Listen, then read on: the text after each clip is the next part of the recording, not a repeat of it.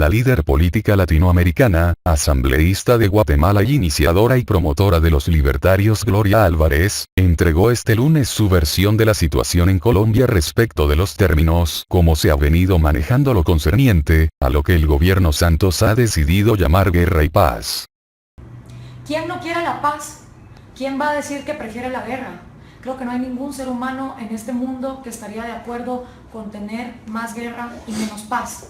Por eso es lógico que todos los colombianos estén felices de adquirir la paz después de tantos años de guerra y de tener una de las guerrillas más violentas en América Latina. Sin embargo, hay que pensar una cosa.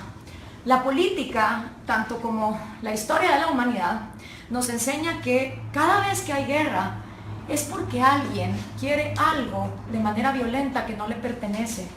Las guerras siempre atentan contra el derecho más fundamental de todos, que es el derecho a la vida de las personas. Las guerras siempre atentan contra el derecho a la libertad de las personas. No hay una guerra donde se respete la libertad de la creencia, la libertad de expresión, la libertad de movilidad. Y por supuesto, también las guerras atentan contra las pertenencias. Las guerras se hacen para agarrar de manera violenta pertenencias o propiedades ajenas que queremos tener a fuerza de pistola. Por eso es que las personas violentas o conflictivas como Che Guevara justificaban que por su causa él podía matar o él podía expropiar pues cosas que no le pertenecían. O cualquiera de estos personajes en el régimen del socialismo del siglo XXI también han acabado con la vida, con la propiedad privada y con la libertad de las personas. Y obviamente algunos de estos personajes han hecho exactamente lo mismo. Entonces, cuando hablamos de los acuerdos de paz en Colombia, lo primero que hay que preguntarse es, ¿la paz a cambio y a costa de qué? Porque si no hay respeto a la vida, a la propiedad y a la libertad, no va a haber paz. Y otra cosa es que las FARC no son la única guerrilla que existe en Colombia. Va a seguir habiendo conflicto con otras guerrillas que siguen existiendo en Colombia. Pero analicemos algunos de los puntos más relevantes de los acuerdos de paz y vayamos viendo uno por uno conforme fueron presentados. Primero, la reforma rural integral, que incluye cosas como darle tierras a los campesinos. Un gran problema en América Latina, y que yo invito a los colombianos a cuestionarse, es que el subsuelo de nuestros países siempre pertenece al gobierno, con lo cual, aunque a los campesinos les den títulos, ellos realmente no son dueños de la tierra. Esto ocasiona conflictos posteriores, como pasó en mi país, Guatemala, donde firmamos la paz en 1996, y todos los intentos de tratar de que el campesino pudiera ser nuevamente dueño de sus tierras fueron un fracaso, porque nadie se puso a pensar que mientras el monopolio del subsuelo lo tenga el Estado, entonces de nada sirve hablar de reformas agrarias. Por eso cada vez que a Guatemala vienen hidroeléctricas o vienen mineras, la gente se molesta, y se molesta muchísimo porque el gobierno negocia directamente con estas empresas en lugar de tomar en cuenta a los campesinos. Y creo que esto es algo que los colombianos deberían de cuestionarse. ¿Se le va a hacer entrega del subsuelo también a esos campesinos? ¿Bajo qué condiciones? ¿Y qué personas van a perder sus tierras? La segunda es la participación política de diferentes grupos.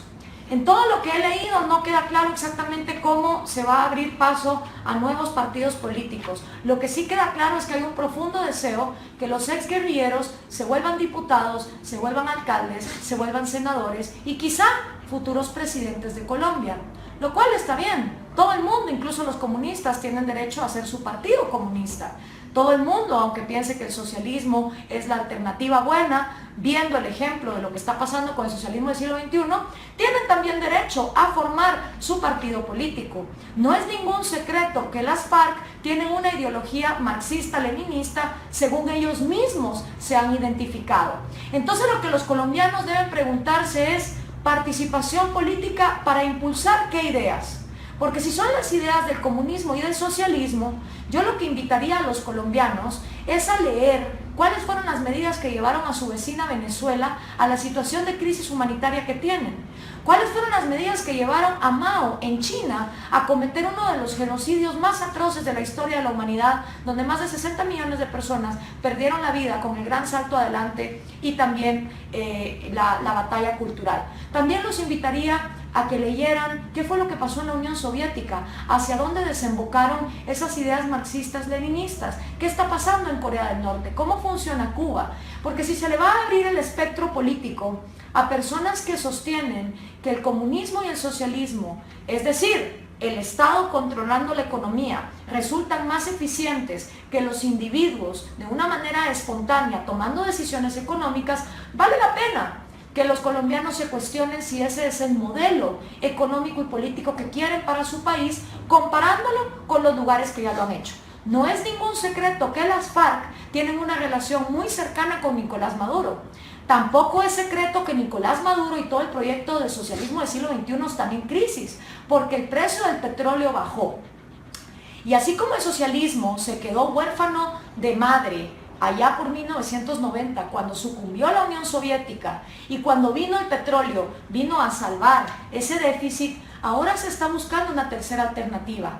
¿Y qué mejor que las drogas para venir a ser la fuente infinita de recursos que siga promoviendo las ideas del socialismo del siglo XXI que ya están consolidadas en Nicaragua, en Bolivia, en Ecuador, en Cuba y en otros países? Así que pregúntense si esta participación política va encaminada a eso. Pero además les voy a contar una anécdota. En Guatemala firmamos la paz en 1996, una paz que proponía la amnistía. A partir de ahí, los exgrupos guerrilleros comunistas, marxistas y leninistas formaron algunos partidos políticos, entre ellos WINAC y URNG. Estos dos partidos, la verdad es que desde que se firmó la paz no han logrado mayorías ni en el Congreso ni en la presidencia, porque el guatemalteco, aunque le guste cacarear de socialismo, a la hora de la hora igual y le gusta hacer billete y defender su propiedad privada.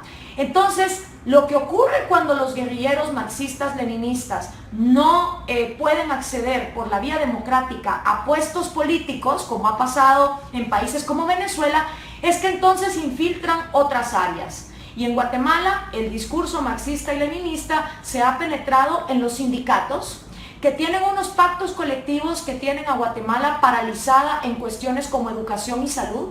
El sindicato del marxista-leninista Joviel Acevedo se queda con 99 centavos de cada 100 centavos que ingresan al Ministerio de Educación. El sindicato de salud se queda con 33 centavos de cada 100 centavos que ingresan en salud. ¿Cuál es el resultado? Que las escuelas y los hospitales en Guatemala están en completa crisis y miseria. Y nuestro presidente y ninguno de los anteriores se han atrevido a ponerle un freno a estos sindicatos por esta supuesta inclusión ideológica.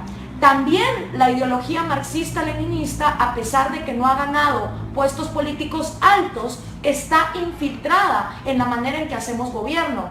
Por eso tenemos en Guatemala plazas fantasmas, donde hay gente que por sacar fotocopias gana $6,000 al mes y donde no se les hacen exámenes de aptitud ni tampoco hay salarios en base a resultados. Entonces, a pesar de que la ideología socialista no ha llegado a gobernar como en los niveles de Venezuela, la manera en que se administra el Estado guatemalteco es socialista a partir de esos acuerdos de paz de 1996. Aparte de eso, los exguerrilleros han infiltrado iglesias, medios de comunicación y la opinión pública está muy cimentada en esta ideología. A lo cual yo le pregunto a los colombianos, si ustedes están dispuestos a abrirse paso a la participación política, cuestiónense cuál es el modelo económico que los ha llevado a ustedes a ser una de las naciones más exitosas en Sudamérica hasta ahora. Otro de los puntos es el cese al fuego.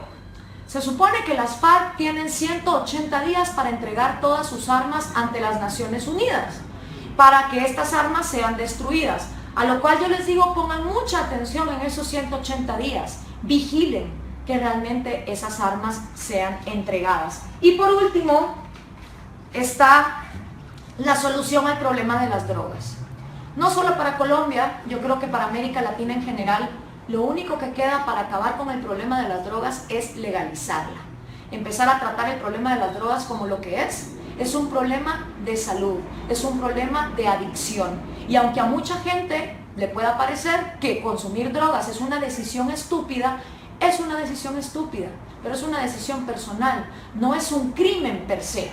Un crimen se comete cuando uno atenta contra la vida, contra la propiedad privada o contra la libertad de alguien más en contra de su voluntad.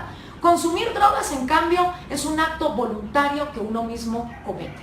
Y no solo para Colombia, creo que en general, para América Latina, lo único que queda para acabar con el problema de la violencia del narcotráfico y de los narcoestados y de que el narcotráfico financie a los diferentes grupos políticos es legalizar las drogas, volverlo un negocio legal, como actualmente son otras drogas como el alcohol y el tabaco, que paguen impuestos y que esos impuestos sirvan para poner clínicas de salud y clínicas de tratamiento de adictos. Yo creo que esa es la única alternativa que le queda a América Latina si quiere ver una política alejada del narcotráfico y si queremos acabar con la narcoviolencia. Legalizar las drogas no funciona para acabar con los adictos. Los adictos han existido y existen, sean legales o sean ilegales las drogas. Pasó en Estados Unidos cuando se prohibió el alcohol y después de que otra vez el alcohol fue permitido. Así que creo que esa es la única alternativa que le queda a Colombia. Los invito también a que lean Las 10 razones para legalizar las drogas de Juan Carlos Hidalgo, razones fundamentadas en argumentos bastante inteligentes, y dejar de fingir que si solo se mete el problema debajo de la alfombra, pues entonces va a desaparecer. Otra gran cosa positiva de legalizar las drogas es que si llega a usarse dinero de las nuevas empresas fabricantes de cocaína o de marihuana para financiar al socialismo del siglo XXI, va a quedar un registro. Pero mientras sea ilegal, todo el dinero que se mueva en la ilegalidad queda sin ser registrado. Por último, para los colombianos con estos acuerdos de paz, les invito, aparte de que lean todos esos experimentos, a que también lean lo que ocurrió en Guatemala después de la firma de los acuerdos de paz en 1996. Uno de los grandes errores que se cometió en Guatemala es que se firmó la paz amarrada de una lista de Santa Claus, donde todo el mundo, las víctimas, los victimarios, los políticos, los partidos y la sociedad civil querían su tajada del pastel. En Guatemala confundimos firmar la paz y el cese al fuego con hacer una lista de Santa Claus. Una lista de Santa Claus millonaria, con un gobierno que obviamente, aparte de corrupto, no se da abasto, y dando promesas y concesiones que nunca se han cumplido.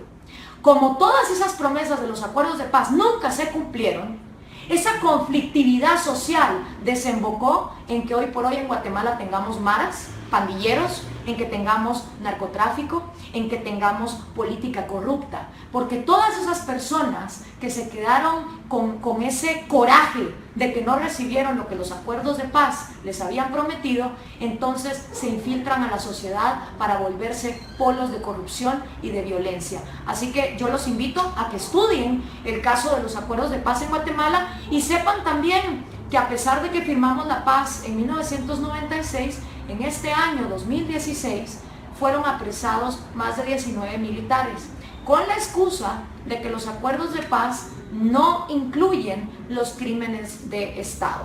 Y los crímenes de Estado, lógicamente, solo los pueden cometer militares. Entonces, aunque el ejército guerrillero de los pobres o la guerrilla en general haya cometido secuestros, bombazos, asesinatos o violaciones sexuales, esos no cuentan. Solo cuentan los bombazos, los secuestros, los asesinatos y las violaciones sexuales del ejército. Esto está ocurriendo en Guatemala 20 años después de que firmamos la paz. Así que sepan que a veces hacer estos acuerdos no es garantía de nada. Y sepan también que la paz no viene hasta que la vida, la propiedad privada y la libertad de cada individuo son respetados. Gloria Álvarez invitó a ver el ejemplo de Venezuela. Igualmente analizar cómo Guatemala también está paralizada en educación y salud y cómo los sindicatos acceden a presupuestos del Estado. Explico las afectaciones de la ideología marxista-leninista que ha acabado con Cuba, con Venezuela.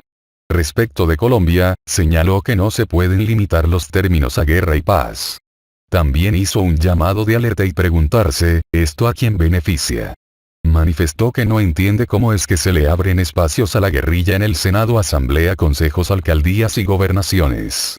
Asimismo se refirió a los casos de Guatemala, donde 20 años después de haber firmado el acuerdo, ahora solo importan los delitos del ejército, mientras los de la guerrilla se pasan por alto, por lo que recientemente fueron capturados 19 militares. Recomendó leer y analizar primero y después tomar una decisión. No olvidar la cercana influencia de los Castros y Nicolás Maduro, advirtió finalmente.